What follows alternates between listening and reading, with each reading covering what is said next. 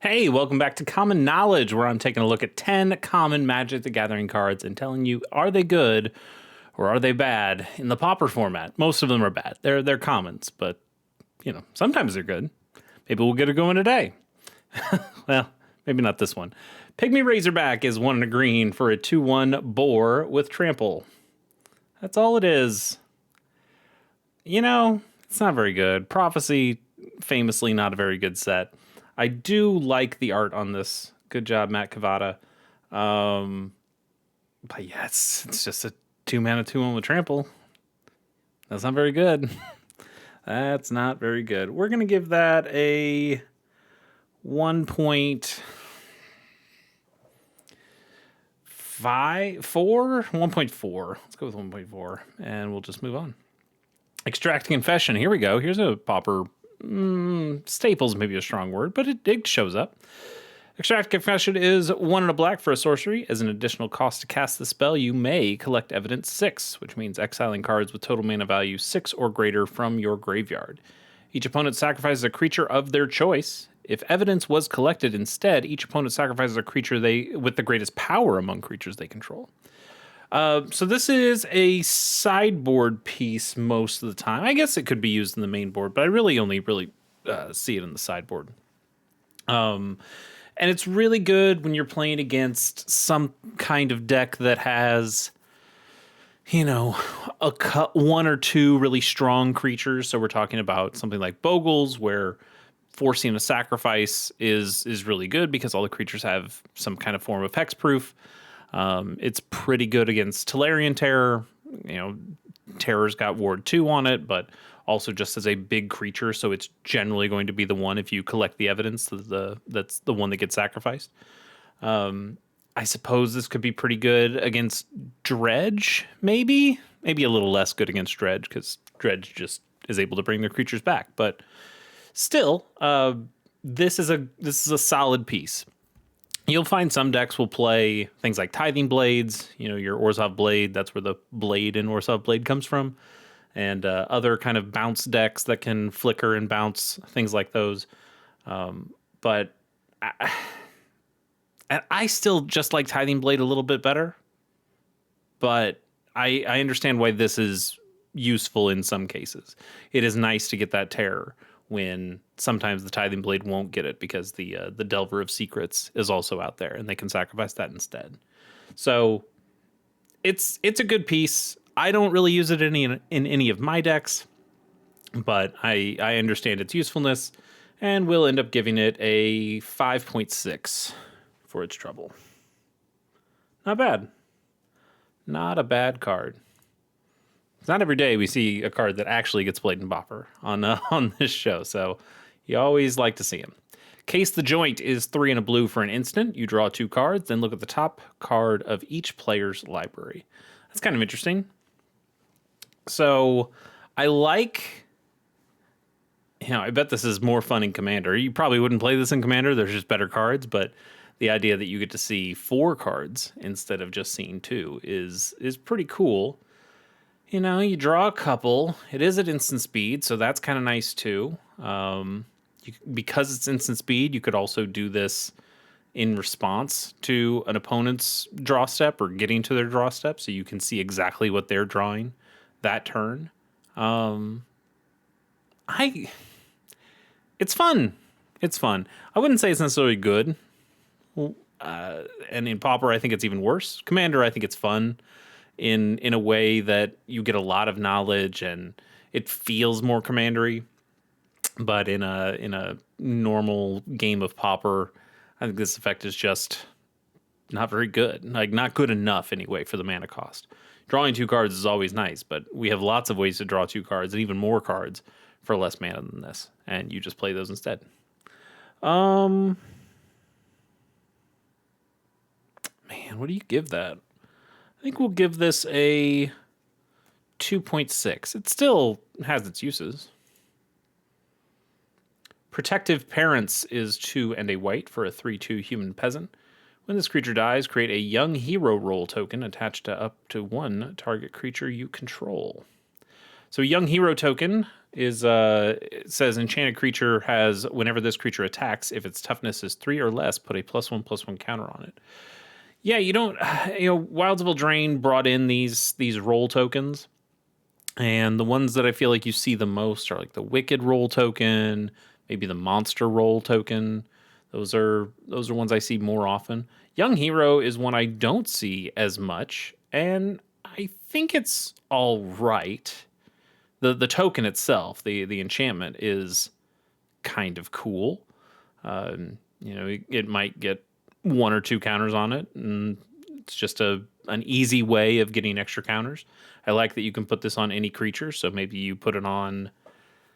I mean, it's most effective on something that has 1 toughness, right, or 2 toughness to get it up there to 3, but then it stops getting the counters after that.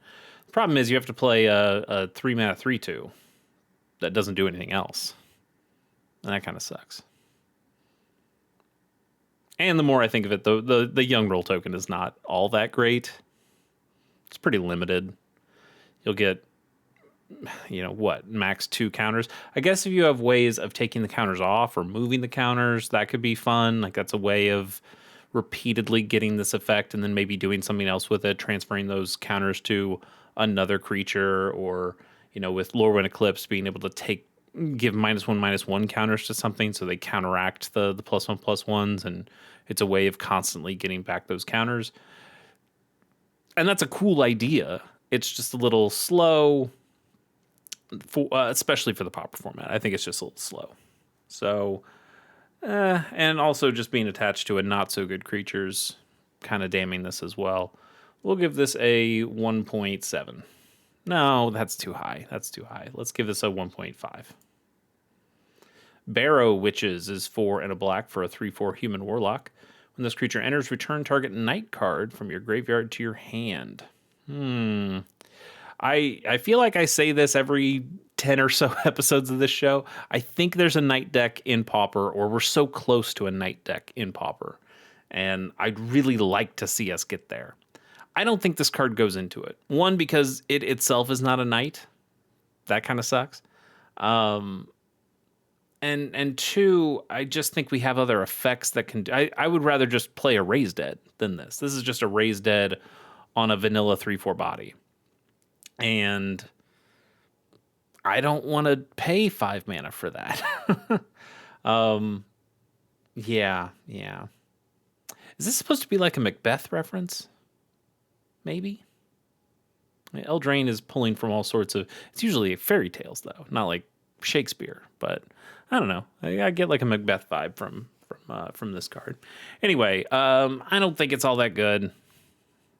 We'll give it a 2.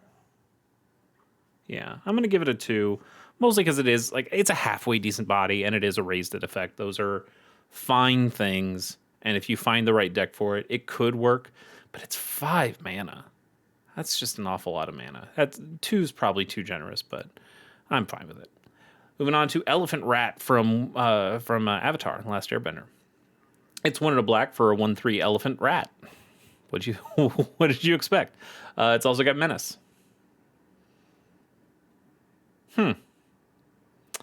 Yeah, we did the whole set review of Avatar. I cannot remember what I gave this card, but it's fine. It's 1/3. It's not amazing stats for 2 mana. That's not terrible stats. The Menace is fine, but Menace is good when you have a lot of power. You're forcing 2 creatures to block this thing, because then you can make bad blocks or force bad blocks, or you can force them not to block in some way, or they just take the damage at this point. Who cares? It's 1 damage. They'll figure it out. Maybe this is something that's good to pump up in different ways, but what deck wants that? Do you put this in a mono black deck? Not really. Those decks have better creatures that can get bigger faster than Elephant Rat. Do you put this in? I don't know. What do you put this in? Where are you pumping up this creature specifically? Why are you putting resources into this? Because it still can die to a lot of different removal. It's just a little too vanilla. I kind of like the 1/3 body. It will block for you a decent amount. You can attack with it, and potentially 2 creatures cannot block and kill this. 2 Thraben Inspectors or something can't block and kill this. But I just don't think it has an impact on the game most of the time.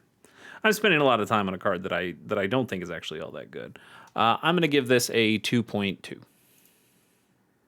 Messenger Speed is a single red mana for an enchantment aura that enchants a creature. Enchanted creature has Trample and Haste. Those are pretty good abilities to give a creature for a single mana. It's... I understand why it doesn't. You usually don't give a creature... I wish this had Flash. It's a thing about speed. Messenger Speed. It should have Flash. But what does Flash really get you? I'm thinking. You don't generally give Flash to effects that give haste because, if you give it haste, you want them to attack that turn. You want to give them haste before they attack. You have to give them haste before they attack or they can't attack because they're summoning sick. But the Flash part, it would really just be for the trample. Anyway, that part doesn't matter because it doesn't have Flash. I just wish it does.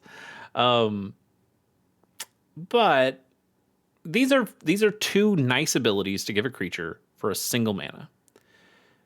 And it's on an aura, so it's nice that it gets to keep the trample from that, but it also makes it pretty susceptible to, getting blown out. You try to play this on the creature, they kill the creature, you don't have the creature, and you don't have this aura. I think it's an okay card, but I think you can probably just end up doing better in Pauper. This is such an unfair comparison because you can make this comparison about a lot of cards, but for a single red mana, you can play Lightning Bolt, you can play Galvanic Blast, you can play lots of other cards that do more.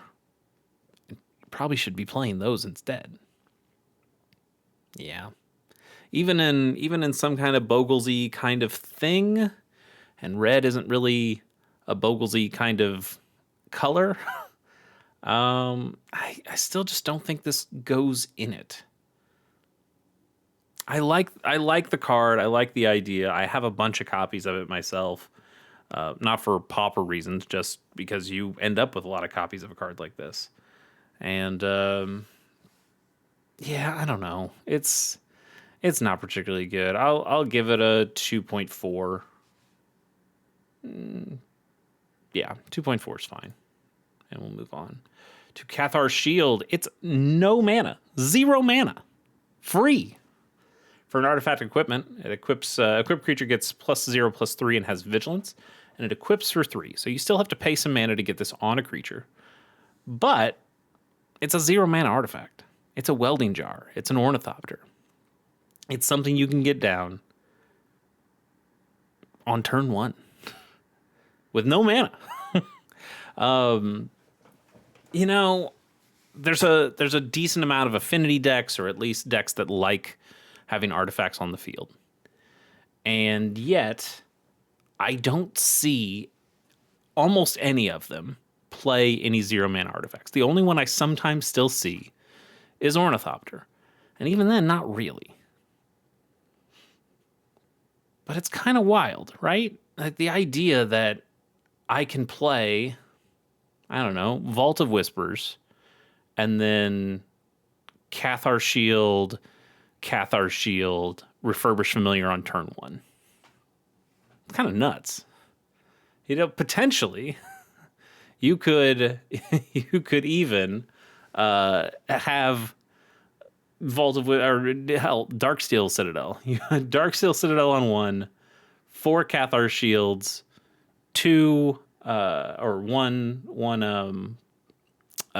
Welding Jar, and then a Mirror Enforcer, right? Because that's 7 mana, affinity for artifacts. So you have 6 artifacts on the field at that point. You spend the 1 mana from the Darksteel Citadel. You can get a turn 1 4/4 with no hand. And I think that's really the issue, is that even a 0-mana artifact doesn't give you enough value in those affinity decks. You know, you want your turn 1 play to be something like Blood Fountain, because that will put 2 artifacts on the table. So now think about, you know, yes, you could refurbish Familiar on 1 if you get some kind of magical hand that way. But what if you turn 1 Vault of Whispers into Blood Fountain, and turn 2, now you have 3 artifacts on the field.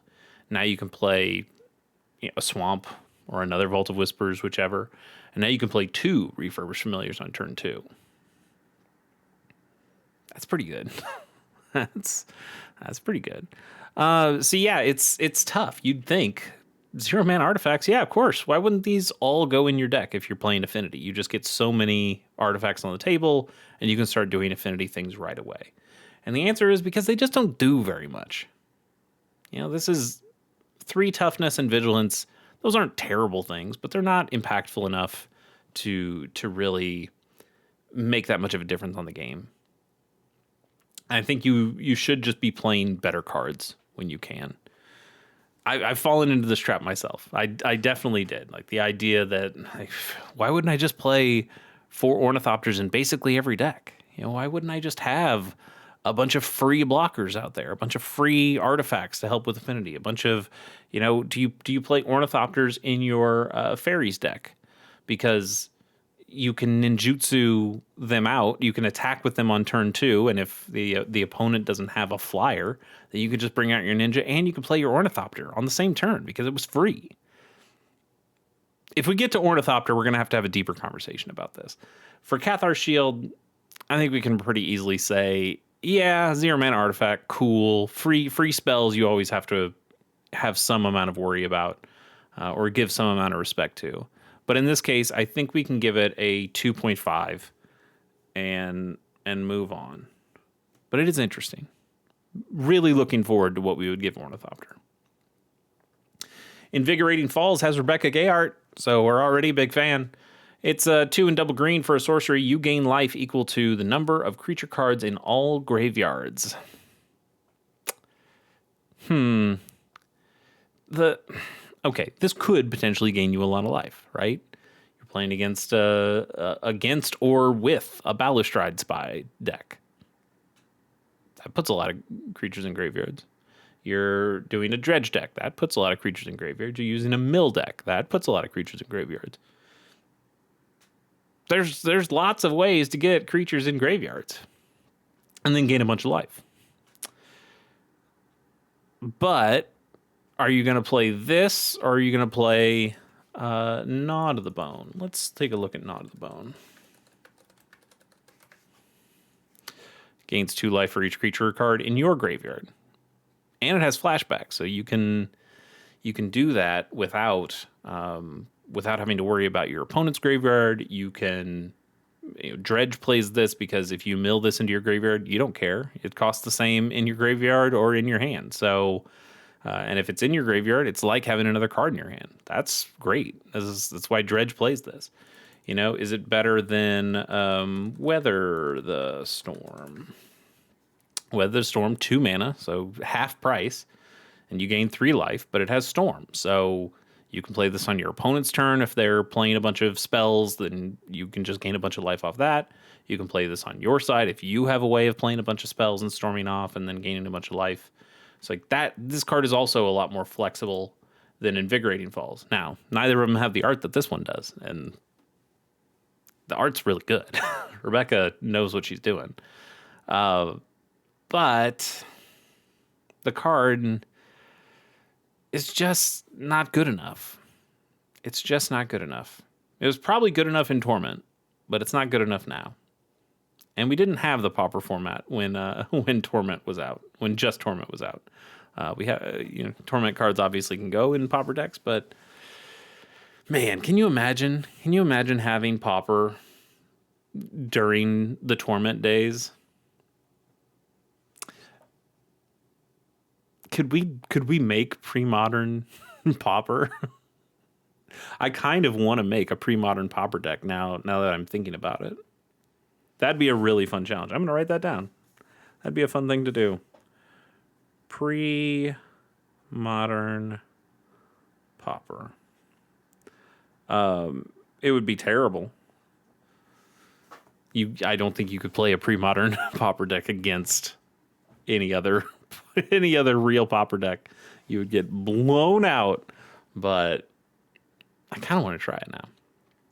Anyway, we need to give this card a score. You have to acknowledge that there's cards better than it, and we've looked at a bunch of them already. And even then, there's other ones, Pulse and Marasa and things like that.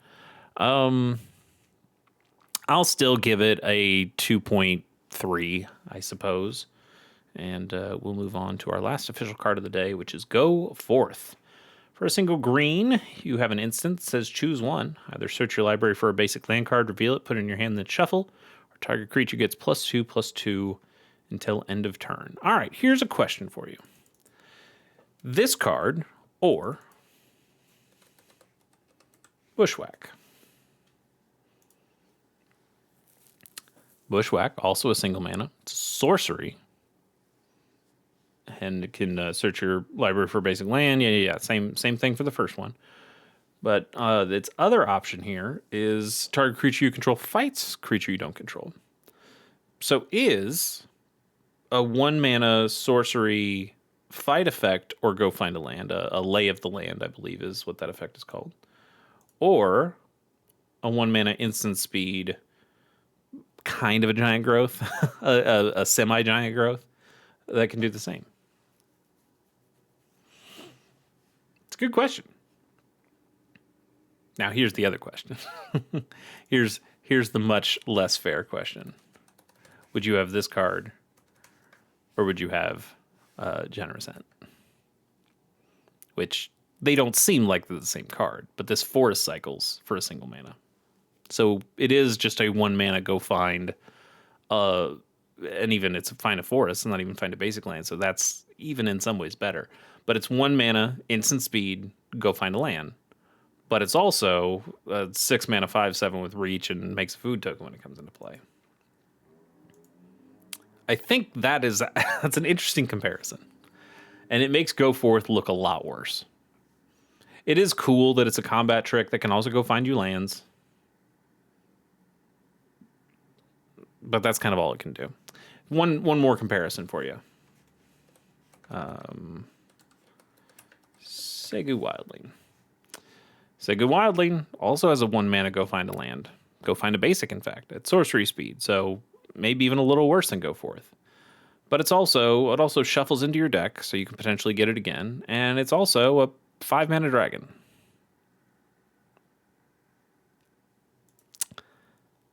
You know?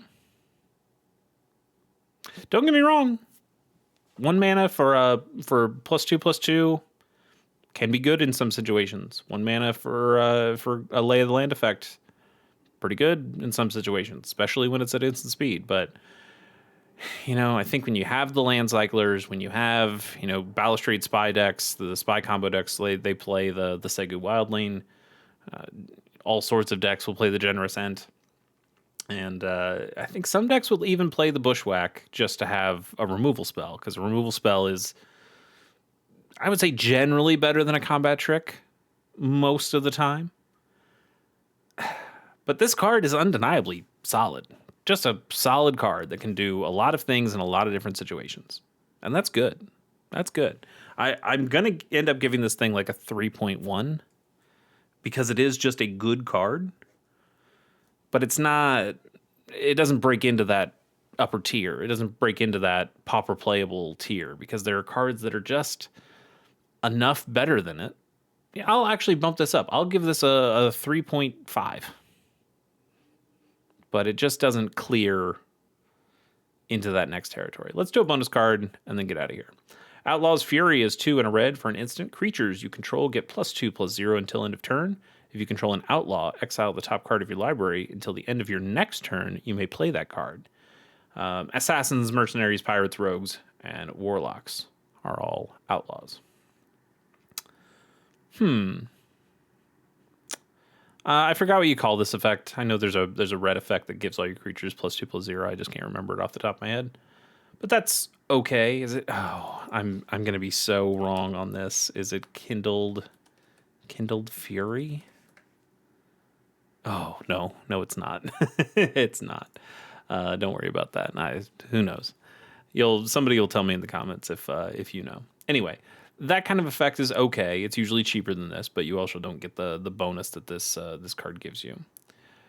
It does give you a form of card advantage. I do like that it's the next turn. So until the end of your next turn. So you get another turn where you have all your mana up to play that card. That's pretty good. There are plenty of outlaws in the Pauper format, so that's not a problem. You'll find pirates and mercenaries and assassins. If you're playing a Nezumi Linkbreaker, that leaves behind a mercenary when it dies, so you can guarantee one there. I'm not going to go through all the ones, but there are plenty of outlaws in the Pauper format that you could make this work. Instant speed, so you get into combat trick here. Like, these are all okay things. My problem with most of these cards that are this effect, that +2/+0 effect, is that anything else you bolt onto it, my problem is always going to be the same, which is I'm going to play this card because I think I can end the game. I've gone wide enough that having the +2/+0 on all my creatures allows it to be a finisher. Boom, I win. And if I'm playing that effect and spending more on that effect to get this bonus here, what does that bonus do for me if it's not winning me the game that turn? This is a card you play to do a lot of damage on one turn, but not kill, because you're also using it to take advantage of the card advantage that it gives you, that you can potentially play on the next turn. Well, if I'm playing this card, if I'm playing this kind of effect, I don't want there to be a next turn. I want to win. I want to win that turn. So I'm either going to play the cheaper version of this effect, because that's the one that just gives me the vanilla +2/+0 that I'm looking for, that helps me win the game, or I'm playing a different card. I'm just like a completely different card with a completely different effect. But smashing these effects onto each other is, I think, just watering both of them down. This is an expensive one of these kinds of +2/+0 effects. This is also a much worse Ren's Resolve, or what's the Reckless Impulse? Reckless Impulse, is that what it's called? I think that's what it's called. Reckless Impulse. Yeah, Reckless Impulse. So you can... I don't like it. We've had a lot of instances in Magic where design has put two cards together and said, yeah, two great effects. You put them together, it's a great effect, right? Lightning Helix. It's a lightning bolt and it's a healing salve. Smash them together. I'm like, wow, I do 3 damage and I gain 3 life. That's awesome. For the same mana that it would cost to have both of those cards. Cool. But in this case, I don't think these effects necessarily go together. And for that reason, I hate it. I just kind of hate this card. I'm going to give it a,